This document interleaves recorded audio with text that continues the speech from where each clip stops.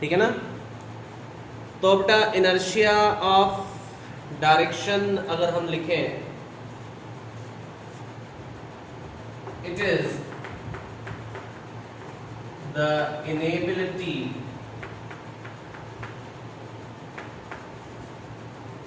of any body, it is the inability of any body due to which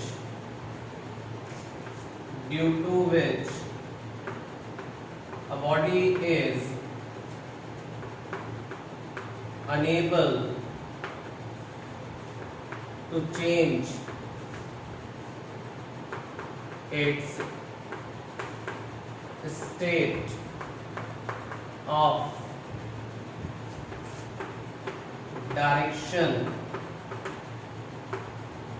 by itself. What is unable to change its state of direction by itself. एक object जो है अपनी direction को change नहीं कर सकता. A body is unable to change its state of direction by itself. So inertia is what? Inertia of direction, it is the inability of any body due to which a body is unable to change its state of direction by itself. Clear? अपनी direction को खुद change नहीं कर सकता. ध्यान रखिएगा क्या possibility बन सकती है इसमें. एक ऑब्जेक्ट एक पर्टिकुलर डायरेक्शन में चल रहा हो तो उसको उसकी एक पर्टिकुलर डायरेक्शन ही वो एक्वायर कर लेता है. ध्यान दीजिए जरा. जैसे मान लो आप बस में बैठे हुए हो और बस एक पर्टिकुलर डायरेक्शन में एकदम से स्पीड से जा रही है. सडनली बस अपनी डायरेक्शन को चेंज कर देती है. अब अगर आपने सीट बेल्ट नहीं लगाया हुआ है तो आप अभी भी उस डायरेक्शन में जा रहे हैं. इवन सीट बेल्ट लगाने के बाद भी आप उसी डायरेक्शन में जा रहे होगे. तो उस केस में जब बस सडन टर्न लेगी तो उस केस में आप क्या होगे, वो बस तो टर्न ले जाएगी लेकिन आप अभी भी उसी पर्टिकुलर डायरेक्शन में चल रहे होगे. आप क्या कर रहे होगे, अभी भी उसी पर्टिकुलर डायरेक्शन में चल रहे होगे. तो हमें हमेशा ऐसा लगता है कि जैसे बस ने टर्न ले लिया तो हमें ऐसा लगता है जैसे बाहर की तरफ एक जर्क फील हुआ. ऐसा लगता है कि हमें कहाँ लगा जर्क, एक बाहर की तरफ जर्क फील हुआ. तो क्या करना है यहाँ पर, ध्यान दीजिए जरा. अगर सडनली बॉडी एक शार्प टर्न लेती है तो हमें एक बाहर की तरफ जर्क फील होता है. और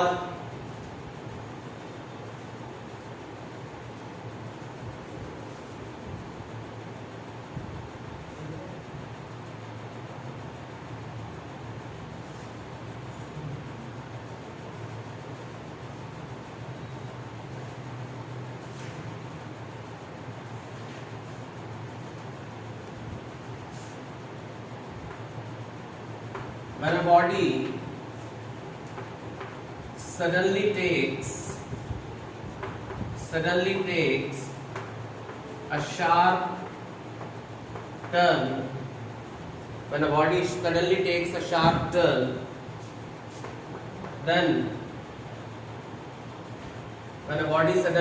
a sharp turn, then passengers feels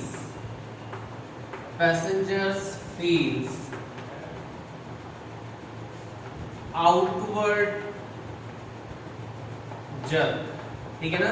हमेशा पैसेंजर्स को कैसा लगेगा, एक आउटवर्ड जर्क लगेगा, क्योंकि उनको जैसे वो एकदम से शार्प टर्न लेगा, अपनी बॉडी अभी भी उसी पर्टिकुलर डायरेक्शन में चल रही है तो वो एकदम से बाहर की तरफ निकलने की कोशिश कर रही होगी. Passengers feels an outward jerk.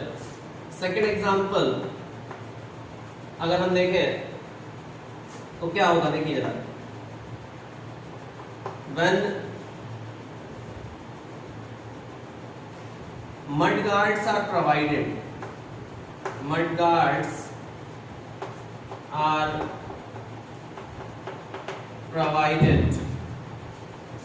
in with wheels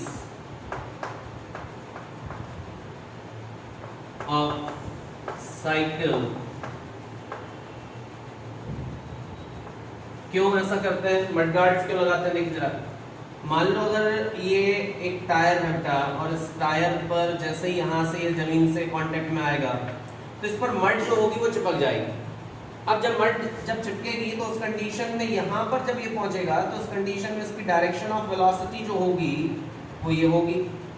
अब जब डायरेक्शन ऑफ वेलोसिटी ये है तो उस केस में हम ये बोल सकते हैं कि जैसे ये डायरेक्शन ऑफ वेलोसिटी अगर ये बन रही होगी तो यहाँ पर क्या होगा, यहाँ पर आके मड आके इससे चिपक जाती है, ठीक है। अगर अपन ने यहाँ पर एक गार्ड अगर लगा दिया है तो मड यहीं आके फिक्स हो जाएगी। लेकिन अब अगर आप क्या कंडीशन रखोगे, अगर ये मड गार्ड हटा दोगे तो वो सीधी जाएगी, ठीक है ना। तो ये कुछ एग्जांपल है इनर्शिया ऑफ डायरेक्शन के, कि एक पर्टिकुलर डायरेक्शन में अगर कोई एक ऑब्जेक्ट चल रहा है तो उसी पर्टिकुलर डायरेक्शन में वो चलता रहेगा।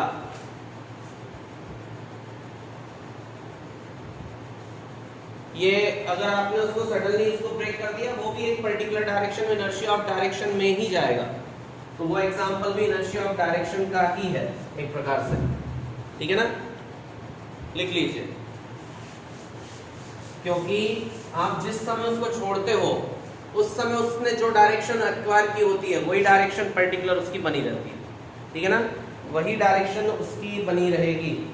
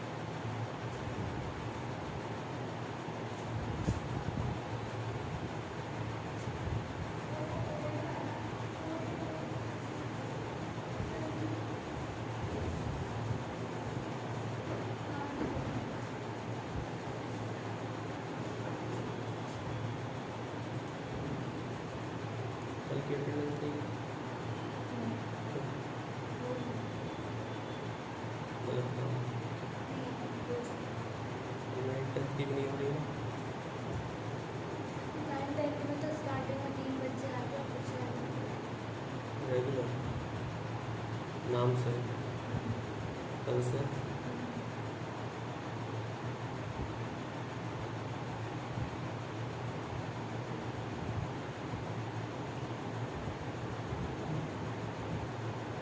इसमें 21 मिनट से आज 17 मडगार्ड का एग्जाम्पल भी ऐसा है कि अगर जिस तरह से व्हील अगर घूम रहा है और अगर व्हील घूमते उससे जैसे ही मड अगर चिपक जाएगा, तो जैसे आप अभी स्टोन की बात कर रहे थे, तो स्टोन एक पर्टिकुलर डायरेक्शन एक्वायर कर लेता है, उसी तरह से मड भी जो होगा वो एक पर्टिकुलर डायरेक्शन एक्वायर कर लेगा, ठीक है ना, वो एक पर्टिकुलर डायरेक्शन में मूव करना शुरू कर देगा, ठीक है। देखिए नेक्स्ट हम देखते हैं बेटा Newton's first law of motion. Newton's first law of motion क्या है? Newton's first law of motion देख लीजिए, समझते हैं अपन उसको। according to this law, if any object is in motion, according to this law, if any object is in motion, then it will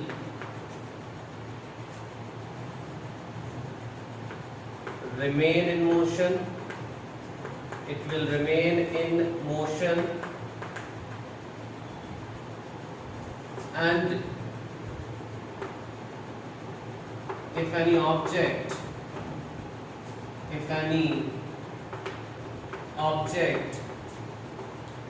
is at rest, it will remain at rest, or if any object is in motion, then it will, and if any object is moving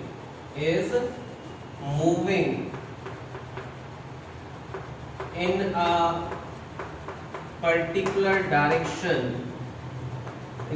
a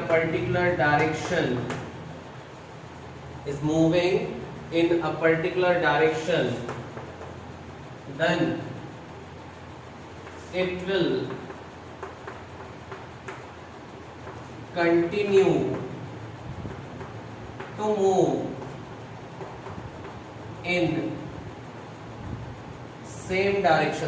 continue to move in same direction, until external force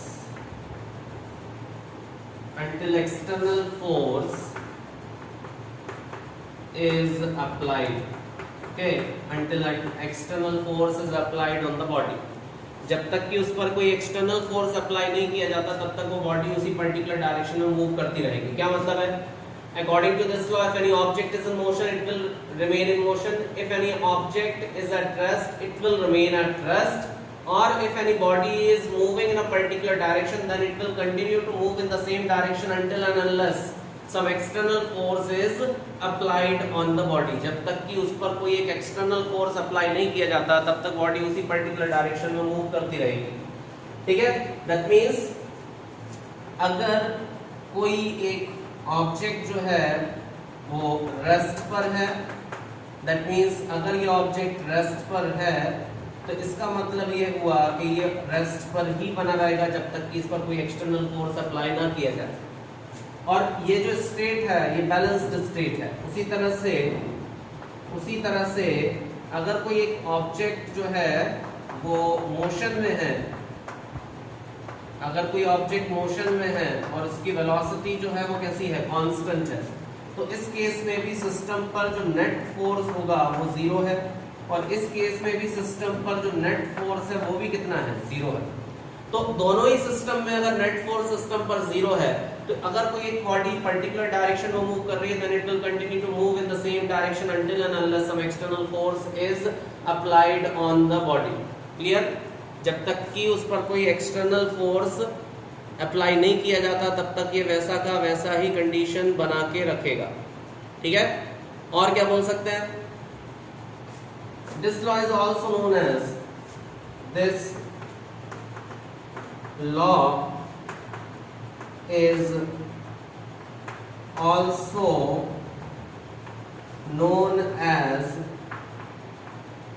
law of inertia. इसको हम ये भी बोलते हैं, इसको क्या बोला जा सकता है? और this law is also known as law of inertia. इसको हम लॉ ऑफ इनर्शिया भी बोलते हैं. This law is also known as law of inertia. और इनर्शिया इज ऑफ 3 टाइप, और 3 टाइप का जो इनर्शिया होता है उसको हम इसमें एक्सप्लेन कर सकते हैं. लिख लीजिए इसको.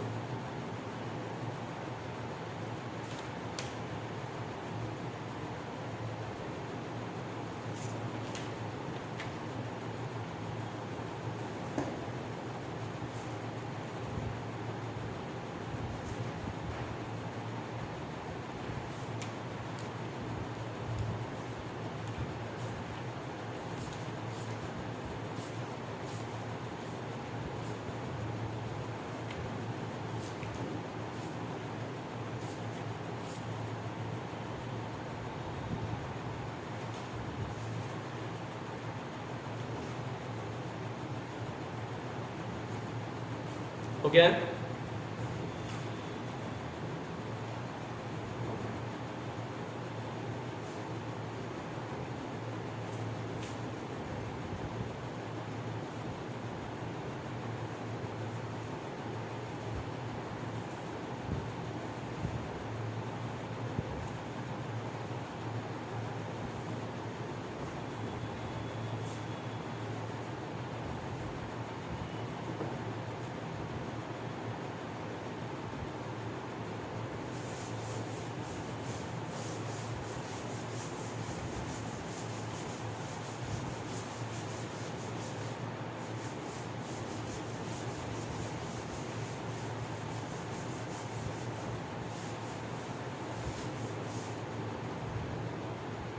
चलिए ठीक है।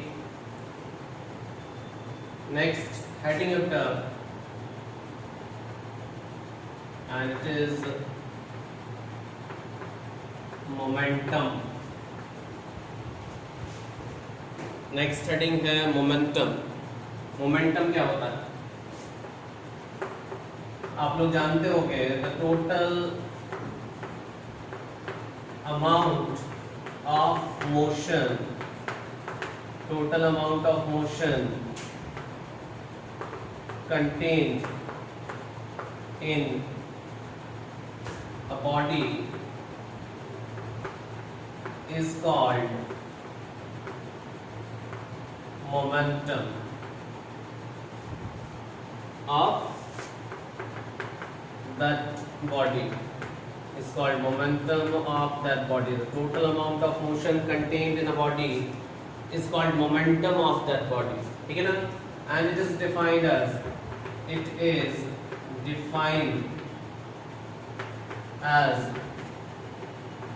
the product of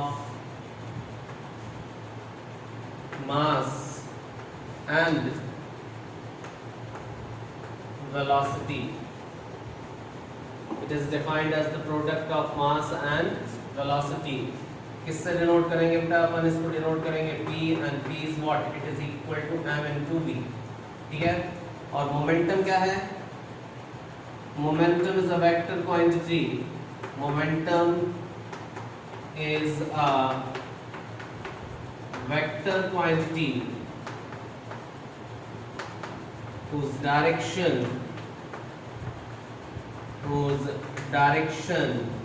momentum is a vector quantity whose direction is along the direction of velocity, whose direction is along the direction of velocity. जिसकी डायरेक्शन क्या होती है? in the direction of velocity. तो P is equal to कितना हो जाएगा? m into v. ठीक है? P किसके इक्वल हो जाएगा बेटा? m into v के इक्वल होगा. तो unit definitely you can write unit.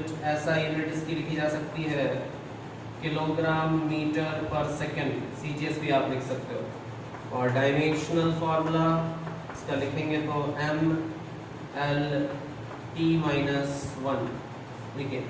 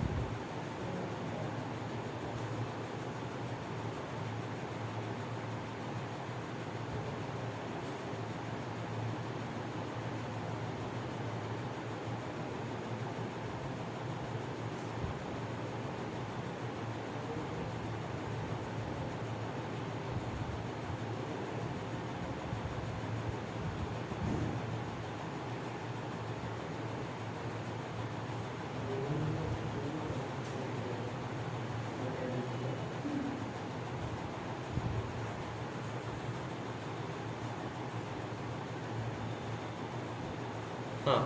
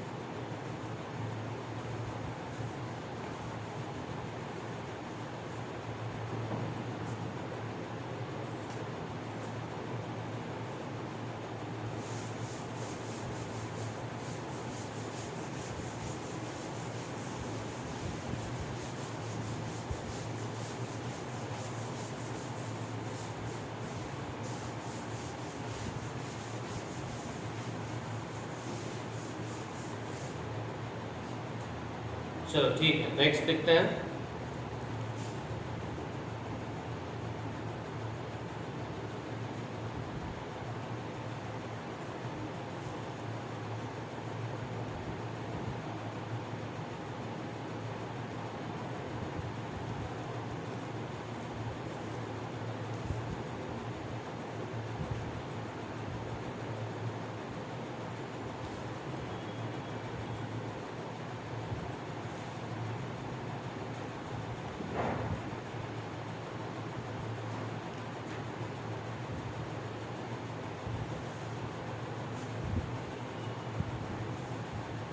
एक मिनट रुकिएगा जरा।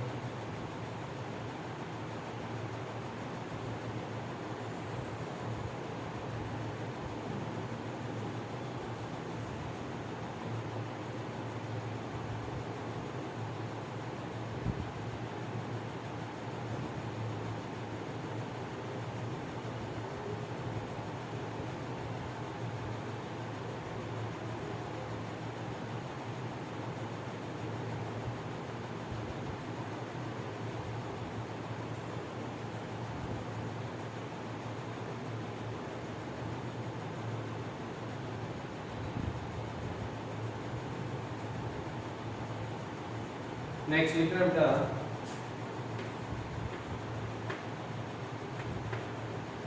Newton's second law of motion.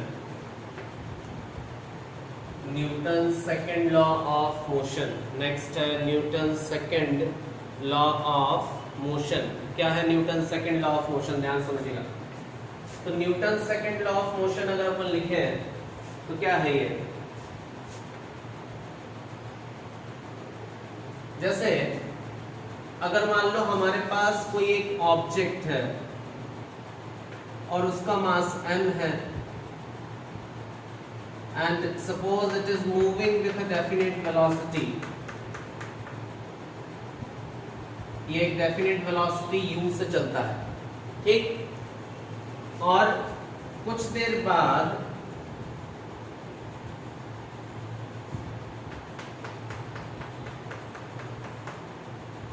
इसकी वेलोसिटी v हो जाती है, ठीक है ना। मान लो हमने बोला कि यहाँ पर ये इनिशियल कंडीशन है और इनिशियल कंडीशन से थोड़ी देर बाद after time delta T its velocity, ये फाइनल कंडीशन है। Final condition means after time dt, अगर इसकी फाइनल कंडीशन ये बनती है आफ्टर टाइम dt, अगर इसकी फाइनल कंडीशन बनती है और उसकी वेलोसिटी कितनी हो जाती है, v हो जाती है, तो क्या कंडीशन बनेगी कि इनिशियल वेलोसिटी इसकी u थी और बाद में वेलोसिटी v हो गई। तो इसकी वेलोसिटी चेंज कैसे हो गई, आप ये बताओ, इसकी वेलोसिटी चेंज क्यों हुई होगी, ठीक है। तो मोमेंटम का कोई फर्दर टाइप नहीं है, सब इसी के बाद चलेंगे, ठीक है। और फोर्सेस के जो भी टाइप है वो भी इसके बाद आएंगे। अभी आप चलते रहो, हमें मत बताओ कैसे करना है, हम करा रहे हैं, ठीक से उस पर ध्यान दो। क्या है इनिशियल कंडीशन और फाइनल कंडीशन। फाइनल कंडीशन में क्या हुआ, उसकी वेलोसिटी कितनी हो गई, v। इनिशियल वेलोसिटी कितनी थी, u। मतलब फाइनल वेलोसिटी अगर v हो गई है तो हम क्या लिख सकते हैं इस केस में, ध्यान दीजिएगा। इस केस में अगर अपन लिखें तो लिखा जा सकता है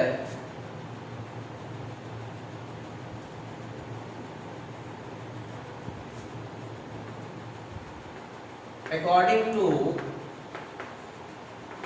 दिस लॉ, ध्यान दो, यहां पर इस पर्टिकुलर बॉडी का जो मोमेंटम था वो mu था, यहां जाके इसका मोमेंटम जो हुआ वो mv हो गया, ठीक है ना। इनिशियली एक ऑब्जेक्ट का मोमेंटम कितना था, mu था, बाद में जाके उसका मोमेंटम अगर mv हो गया तो हम बोल रहे हैं कि डेफिनेटली इस पर फोर्स लगा होगा। क्या लगा होगा, इस पर एक फोर्स लगा होगा, और फोर्स लगा होगा, हो सकता है फ्रिक्शन फोर्स हो सकता है किसी ने किक कर दिया हो जिसके कारण से उसकी वेलोसिटी क्या हो गई हो, बढ़ गई हो। तो जब भी किसी एक ऑब्जेक्ट का मोमेंटम चेंज होता है with respect to time, time के साथ जब किसी एक ऑब्जेक्ट का मोमेंटम चेंज होता है तो वो तभी होता है जब उस पर क्या लगा हो, फोर्स लगा हो। तो क्या लिखेंगे, according to this law the rate of change of momentum, the rate of change of momentum is found directly proportional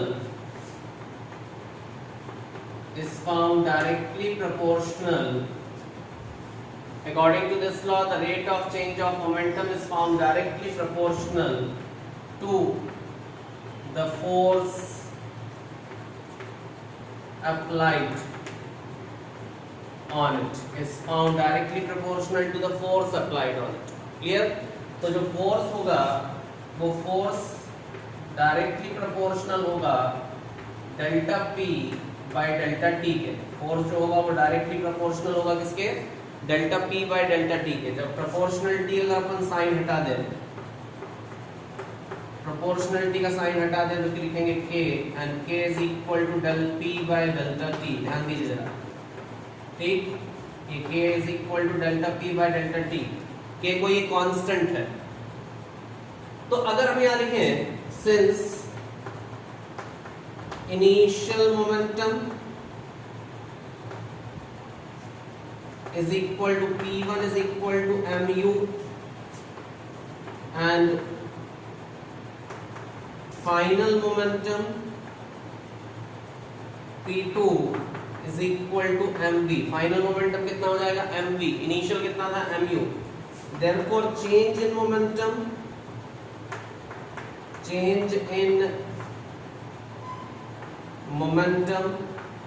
तो delta p is equal to हो जाएगा mv माइनस mu, ये होगा change.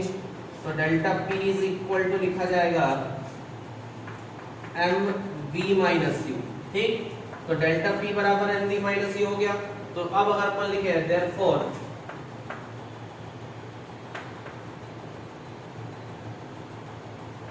Rate of change in momentum, तो अगर आपने rate of change निकाला momentum में, then it is equal to delta p by delta t। Delta p by delta t अगर लिखोगे तो डेल्टा p की जगह कितना लिख सकते हो, यहाँ लिख सकते हो mv माइनस u। और ध्यान रखो यहाँ पर हमने लिखा rate of change of momentum, या फिर इस डेल्टा p की वैल्यू को अपन रख देते हैं इक्वेशन नंबर फर्स्ट में, ठीक है।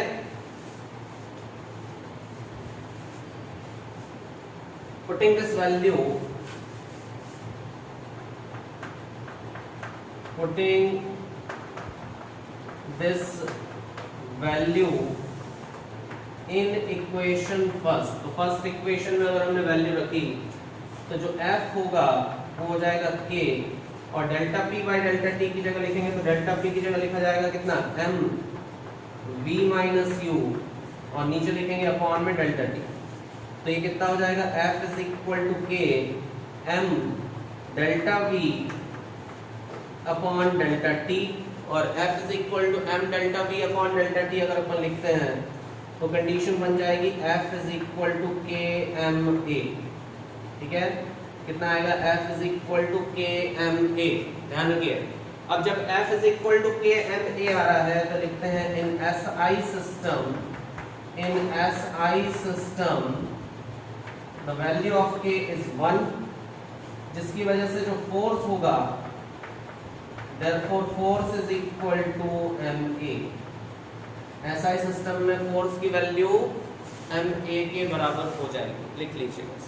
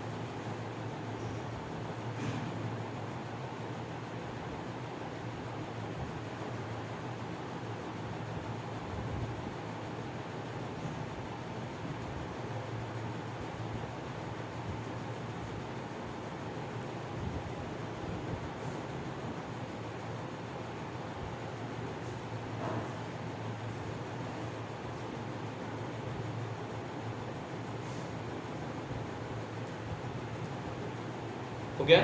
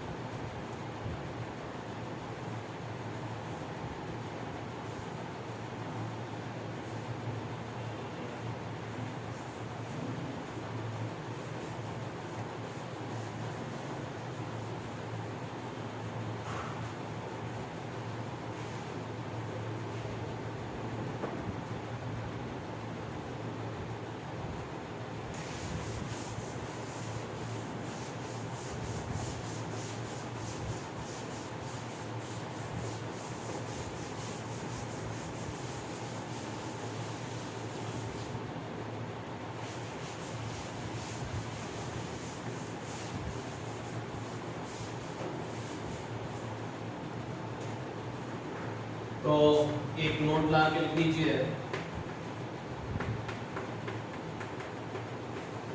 First is average value of force. Force की अगर हम एवरेज वैल्यू लिखें तो it is equal to delta P by delta T. ठीक है, एवरेज वैल्यू ऑफ फोर्स क्या होगा? Delta P by delta T. Instantaneous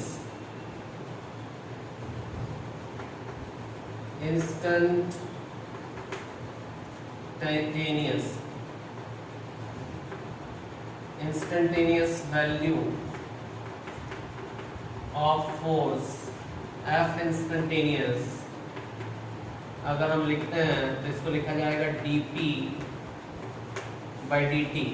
ठीक है, तो इंस्टेंटेनियस वैल्यू ऑफ फोर्स को क्या लिखेंगे? F is equal to dp by dt। ठीक है, याद रखिए।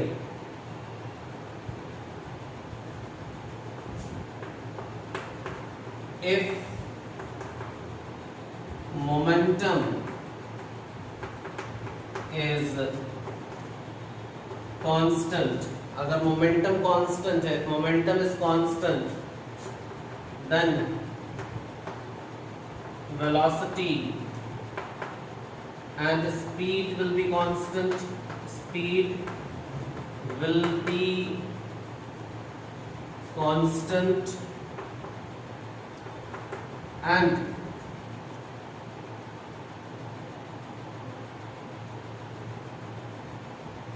average value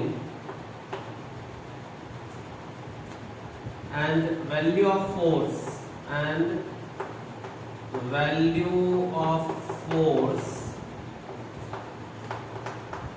will be zero। okay, value of force will be zero। ठीक है, उस केस में जो फोर्स होगा उस पर कितना होगा? जीरो होगा। और हम यहां लिख सकते हैं डायरेक्शन ऑफ फोर्स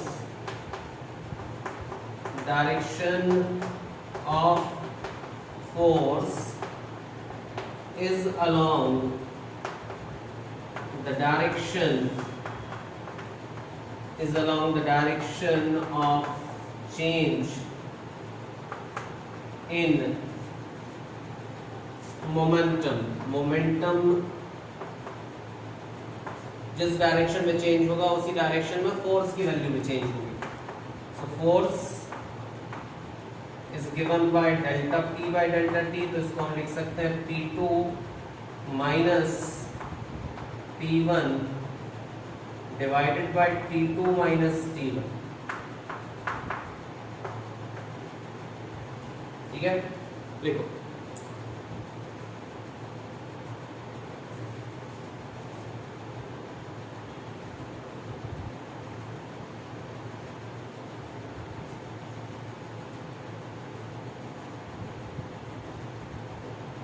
तो हमने क्या लिखा? Force is along the force will be zero, but force can be non zero if velocity is constant. This is the net force. ठीक है, फोर्स जो है वो नेट फोर्स के बारे में बात हो रही है यहाँ पर। ठीक है, किसी एक पर्टिकुलर डायरेक्शन में।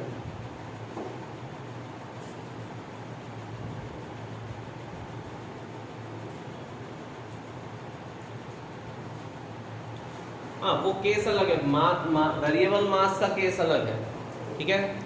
तो वेरिएबल मास के केस में तो फिर वो होगा ही होगा फोर्स उस पर, लेकिन वेरिएबल मास का केस अभी बात नहीं कर रहा है।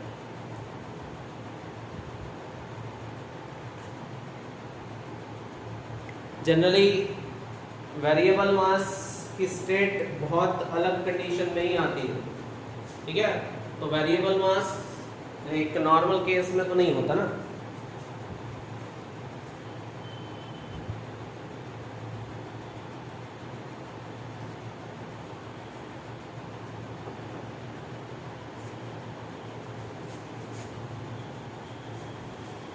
रॉकेट में होता है, लेकिन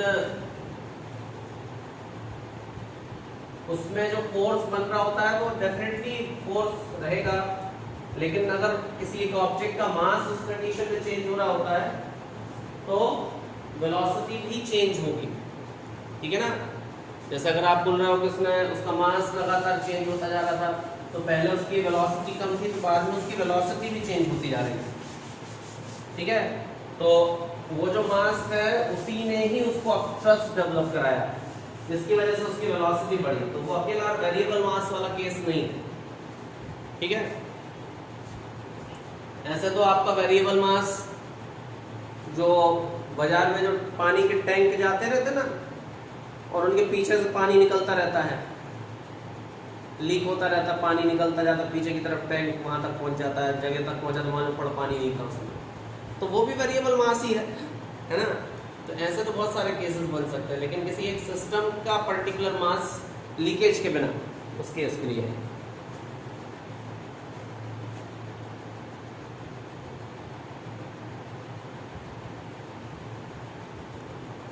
चलिए देखते हैं, एक क्वेश्चन लिख लें।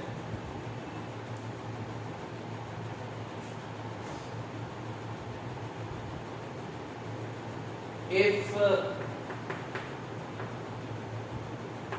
momentum depends upon time is given by P is equal to T square kilogram metre per second, कितना है? P is equal to T square kilogram metre per second. Then find first value of force at 2 seconds। 2 second पर force की value क्या होगी? Value of force at 2 second, force कितना हो जाएगा? F is equal to हो जाएगा dp by dt, और d अपॉन dt p की जगह लिखेंगे तो कितना होगा? t square. तो जब t स्क्वायर हो जाएगा तो फोर्स की वैल्यू आ जाएगी 2t, और 2 सेकेंड में निकालना है तो 2 इंटू 2 कितना आ जाएगा? 4 न्यूटन। सिंपल सा क्वेश्चन है ना। तो 4 न्यूटन इसका आंसर आ जाएगा। नेक्स्ट हम लिखते हैं, what is the average force,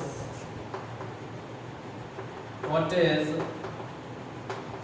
the average force from 1 to 3 second. 1 से 3 सेकेंड के लिए एवरेज फोर्स कितना होगा?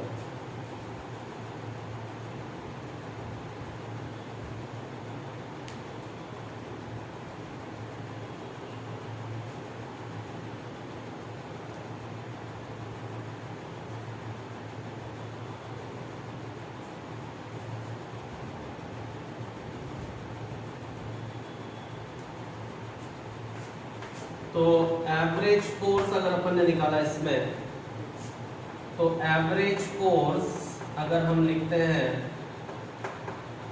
एफ एवरेज कितना हुआ यहाँ पर भैया एफ एवरेज, अगर अपन लिखा जाए तो final momentum minus initial, final time minus initial, तो फाइनल मोमेंटम कितना होगा, ये होगा 3 का स्क्वायर माइनस 1 का स्क्वायर अपॉन 3 माइनस 1, तो ये हो जाएगा 9 माइनस 1 डिवाइडेड बाय 2, तो मतलब कितना आ जाएगा 4, 8 बाय 2 तो कितना आएगा 4 न्यूटन अगेन।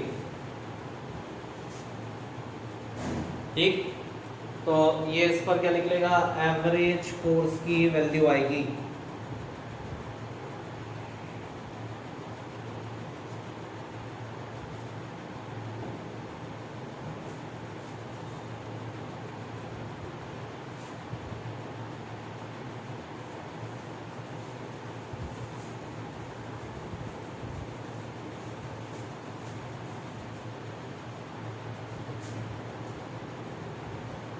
ठीक, नेक्स्ट लिखे हैं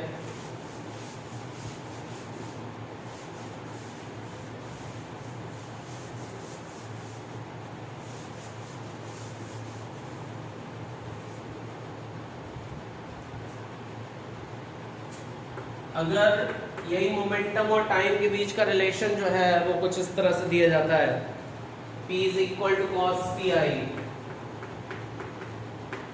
प्लस साइन टी जे cap kilogram metre per second, then find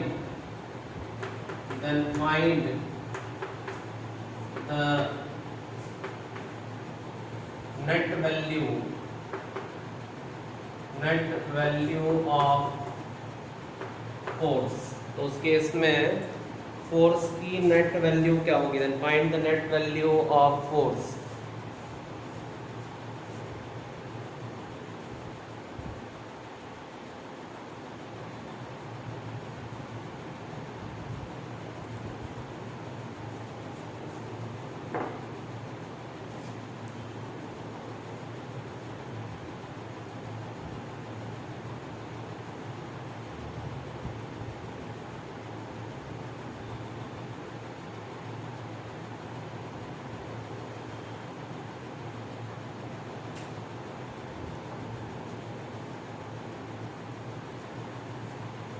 बोलो, force F is given by dp by dt। तो अगर dp बाय dt लिखते हैं तो P हो जाएगा cos t i cap plus sine t j cap, ये होगा cos t i cap plus sine t j cap. तो cos का हो जाएगा कितना भैया, minus sine t i cap plus sine का हो जाएगा कॉस टी जे cap.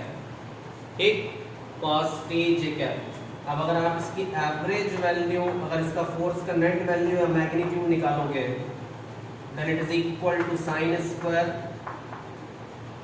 Square t plus cos square t. ठीक है, यह आ जाएगा 1, लिख लीजिए।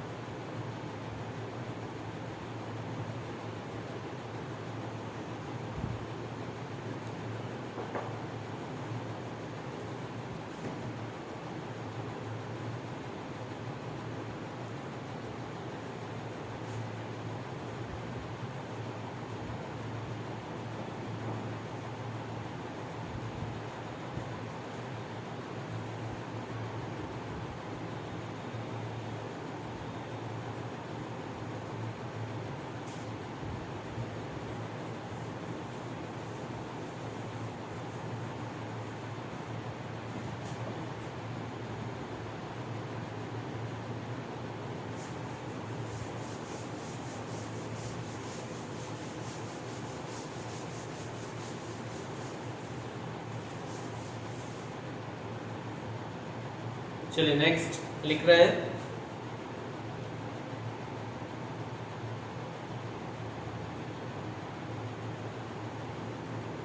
if momentum is given by P is equal to t square I cap plus 4t j cap, t square I cap plus 4t j cap if mass of body is 2 kg, अगर body का मास कितना है 2 kg, if mass of body is 2 kg then find the velocity, 1 kg कर दो, then find the velocity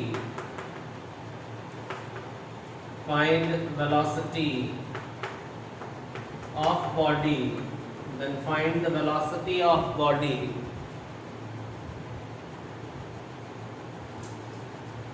along x-axis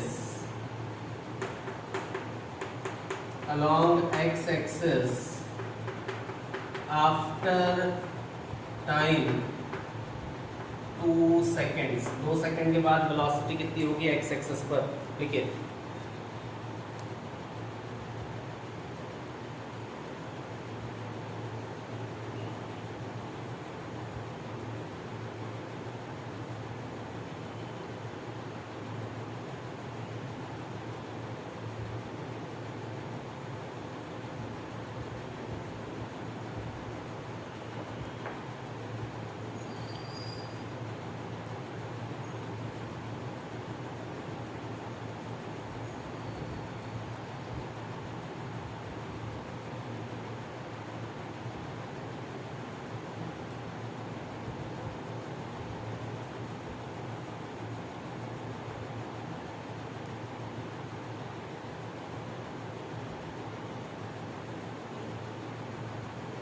हाँ 6 metre per second.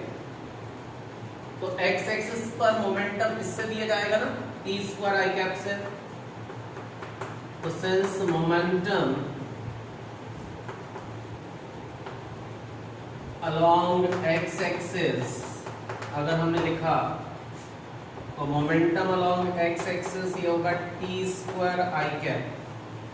एक अब अगर x एक्सिस के about momentum t square I cap है तो हम इसको लिख सकते हैं mass into velocity along x axis t square मतलब 2 का स्क्वायर, और मास कितना दिया हुआ है इसका 1 kg। तो x एक्सिस के अबाउट जो मोमेंटम आ जाएगा वो तो 4 वेलोसिटी जो आ जाएगी वो 4 मीटर पर सेकंड होगी, है ना।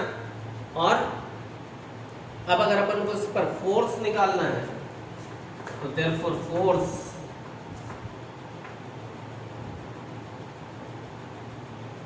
ऑन बॉडी पूछा तो नहीं है लेकिन फिर भी चलो निकाल देते हैं। तो ये dp/dt से अगर आप निकालोगे तो क्या बन जाना चाहिए बेटा फोर्स हो जाएगा dp/dt। तो इसको डायरेक्ट लिख रहे हैं 2t i cap plus 4j cap, ठीक है। 2t i cap plus 4j cap लिख लीजिए।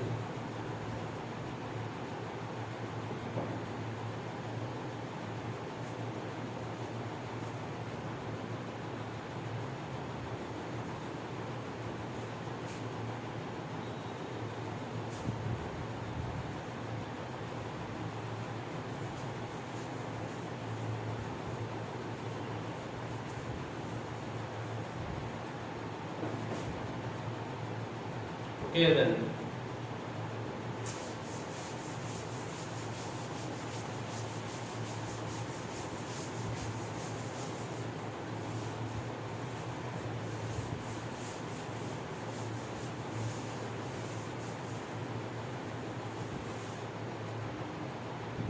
चलिए नेक्स्ट देख रहे हैं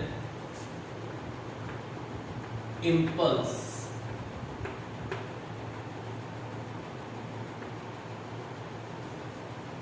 नेक्स्ट है इम्पल्स। अब इम्पल्स क्या होता है?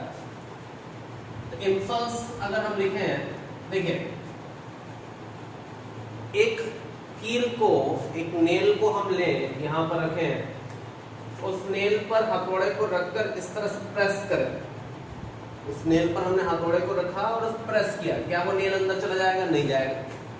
मतलब अब क्या कर रहे हैं हम, अगर उस पर सडनली एक हथौड़े को इस तरह से स्ट्राइक करते हैं तो क्या होता है? उस केस में जैसे ही हमने उसको स्ट्राइक किया तो क्या हुआ? फोर्स लगा बॉडी पर, लेकिन वो जो फोर्स था ना वो बहुत शॉर्ट इंटरवल ऑफ टाइम के लिए था। तो क्या लिखा जाए? The maximum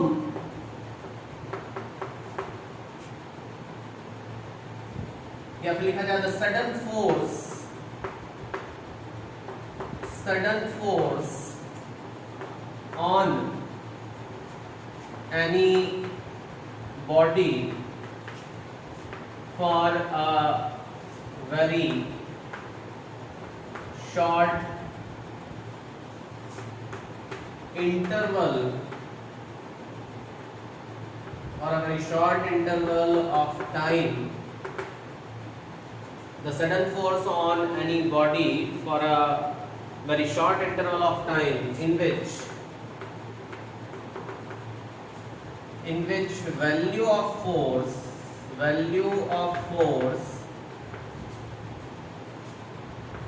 changes from 0 to maximum and then again becomes 0 called impulse. क्या बोलेंगे हम उसको? इम्पल्स बोलेंगे. Sudden force on any object for a very short interval of time in which the value of force changes from 0 to maximum and then again becomes 0 called impulse. और impulse अगर लिखा जाए बेटा तो ये होता है F is equal to delta P by delta T. That means delta P की value F into delta T के इक्वल होगी. ठीक है, डेल्टा P की वैल्यू क्या लिख सकते हैं? F into delta T. Here P is vector and even F is vector quantity. Delta P F into delta T. Okay, और इसको क्या लिखा जा सकता है? इंटीग्रेशन फॉर्म में इसको अगर अपन लिखते हैं तो क्या लिख सकते हैं? इसको dP is equal to F into dt. ठीक है, dP की वैल्यू F इंटू dt के इक्वल भी लिखी जा सकती है. लिख लीजिए.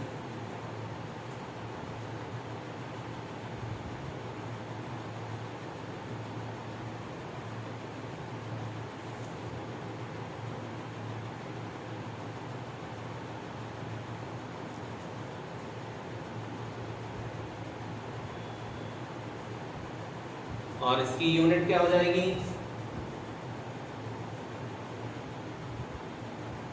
यूनिट अगर आप इसकी लिखोगे तो ये होगा बेटा न्यूटन इनटू सेकंड. डायमेंशंस वही है फोर्स जैसे, सॉरी मोमेंटम बराबर ही डायमेंशंस होंगे इसके.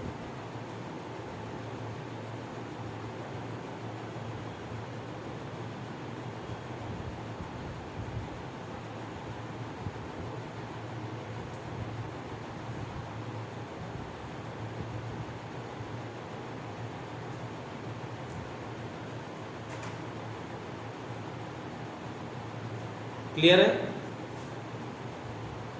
ठीक है, आज इतना ही कर रहे हैं. इसके आगे का नेक्स्ट क्लास में करेंगे. मोमेंटम तक, मोमेंट अपना लॉज ऑफ मोशन देख लिया, इम्पल्स तक देख लिया. इस पर बेस कल कुछ क्वेश्चन करेंगे, फिर इसके आगे का अपन सॉल्व करेंगे. ठीक है, ठीक है, नेक्स्ट क्लास में करेंगे.